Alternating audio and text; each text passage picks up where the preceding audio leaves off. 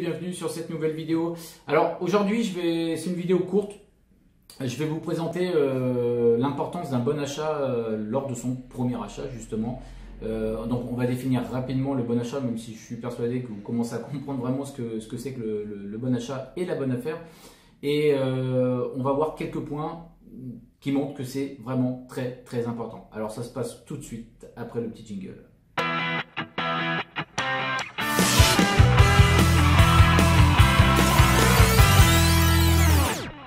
Alors, déjà, je rappelle très rapidement, pour moi, là je dis bien pour moi parce que c'est pas vrai pour tout le monde, mais pour moi, le bon achat c'est quand on respecte la règle des 70 en considérant une location classique, une location sur du long terme, c'est-à-dire que le loyer, ce que vous remboursez à la banque, représente 70% du loyer que vous encaissez. En clair, si vous remboursez 700 € à la banque, vous encaissez 1000 € de loyer. Et là, vous êtes bien sur la règle des 70. Alors, pourquoi c'est très important cette règle et pourquoi c'est très important de réaliser un bon achat lors de sa première affaire et surtout lors de sa première affaire.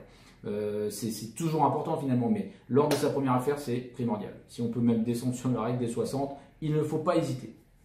Alors, déjà pour le banquier. Premièrement, c'est pour le banquier. Le banquier, il ne vous connaît pas encore dans le domaine des investissements, il ne sait pas comment vous réagissez.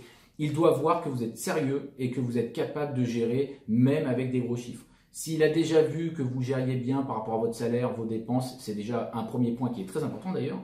Mais maintenant, il faut lui montrer que vous êtes capable de gérer avec des plus grosses sommes et que vous devenez un expert dans le monde de l'immobilier. Si déjà il prend conscience de ça avec cette première affaire, vous allez voir que derrière, ça va être beaucoup plus facile pour le suivi. La deuxième chose qui paraît peut-être secondaire, mais pourtant qui est très importante, en tout cas pour moi, ça permet de se rassurer psychologiquement. Chaque mois, quand vos affaires vont être en place, que vous allez voir, on va reprendre cet exemple, que vous remboursez 700 € à la banque et qu'il y a 1000 € qui tombent, ça c'est très rassurant et vous vous rendez compte que oui, ça marche. Tout ce que vous avez entendu jusque-là, vous arrivez à le mettre en pratique et du coup, c'est très bien. Même vous persuadez que vous devenez un expert et même si vous allez améliorer plein de choses derrière, évidemment. Mais en tout cas, voilà, c'est vraiment une forme d'assurance qui va vous donner envie de continuer et qui va vous donner envie de voir les choses autrement. Troisième point sur cette règle et sur le fait de réaliser une bonne affaire lors du premier achat, c'est que si vous respectez bien cette condition, vous allez réussir à vous constituer une petite trésorerie au bout d'un certain moment. Alors au début, il y a des frais, il y a des choses, bon, on se rend compte que oui, il y a la règle des 70, mais les 30%, on ne peut pas tout mettre de côté, il y a toujours ci, il y a toujours ça. Oui, c'est un peu vrai au départ, mais petit à petit, ça s'équilibre, ça se stabilise et on se rend compte qu'on arrive à créer cette trésorerie que l'on met de côté. Cette trésorerie qui gonfle, je vous conseille vivement de la mettre sur un compte particulier pour vous rendre compte. Alors, une nouvelle fois pour le psychologique, mais aussi pour savoir que dedans, dans cette trésorerie-là, vous aurez le droit de piocher et qu'elle vous servira notamment en cas de coup dur. Voilà, une machine à laver qui tombe en panne, je sais que j'ai mes 300 € que je peux prendre sur ce compte-là pour rectifier le tir. Donc, voilà, ça c'est vraiment cette création de trésorerie, je vous assure qu'une nouvelle fois sur le plan psychologique, c'est vraiment très important. Ça vous permet de voir vraiment concrètement ce que vous êtes en train de faire. Et d'ailleurs, je fais tout de suite une parenthèse ou plutôt une astuce pour vous créer une trésorerie.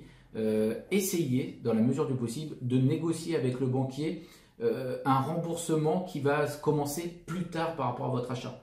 Je donne un exemple, vous avez signé chez le notaire le 1er décembre. Essayez de voir avec le trésorier, avec le banquier, essayez de voir avec lui pour commencer à rembourser votre emprunt, je ne sais pas, à partir du mois de juin ou du mois de juillet par exemple. Ça, c'est tout à fait possible. Vous n'allez rembourser que les intérêts sur les 6 premiers mois, admettons, et du coup, vous allez rembourser moins que ce que vous devriez rembourser normalement, et ça va vous permettre de dégager une trésorerie que vous allez mettre de côté. Et croyez-moi, elle sera utile. Et peut-être aussi que ça vous permettra d'anticiper si les travaux s'étalent un petit peu. Alors, j'ai vu, moi, le fait de repousser un emprunt jusqu'à 1 an. J'ai vu aussi, j'ai entendu surtout par des personnes qui investissaient, qui ont réussi à le faire sur 2 ans. Bon, après, peut-être il ne faut pas exagérer, et puis peut-être aussi il faut commencer à rembourser à un moment donné pour vraiment être dans le bain. En tout cas, si vous décalez de 6 mois, 1 an, sachez que cette trésorerie-là vous sera très utile. Autre point évidemment aussi, et ce sera le dernier point que je vais évoquer par rapport à ce sujet-là, Si vous faites une bonne affaire au départ, vous allez convaincre le banquier, vous allez vous convaincre vous allez créer votre trésorerie, peut-être minime, mais vous allez la créer, et vous allez enchaîner les investissements. Si c'est votre intérêt, si c'est votre ambition en tout cas. Et vous allez voir que si vous faites ça, vous allez donc réunir les 3 premières conditions que j'ai évoquées, et derrière, vous n'aurez aucun mal à enchaîner, et que ce soit en trouvant les banques pour trouver les banquiers, ou que ce soit vous pour vous rassurer. Tout ça, ça va venir tranquillement parce que vous aurez réalisé cette première affaire.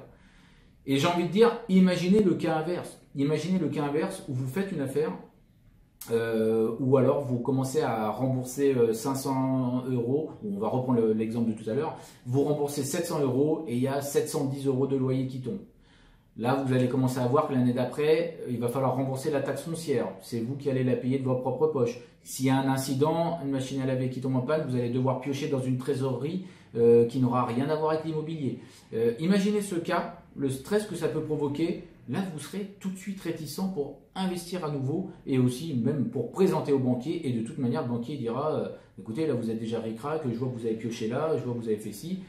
Voilà, donc ça sera clairement une chose qui sera néfaste à votre avancée.